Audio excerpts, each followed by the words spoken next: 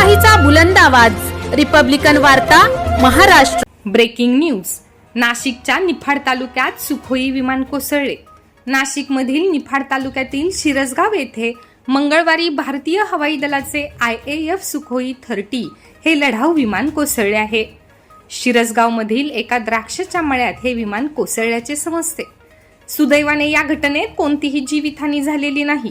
पायलटने पॅराशूटच्या साहाय्याने वेळीच उडी घेतली असे नाशिक ग्रामीणचे पोलीस अधीक्षक विक्रम देशमाने यांनी सांगितले। हा अपघात नेमका कसा झाला हे मात्र अद्याप समजू शकलेले नाही। IAF सुखोई 30 चा एअरबेस पुणे येथील आहे। तेथूनच विमानाने उड्डाण घेतल्याचे सांगितले जाते।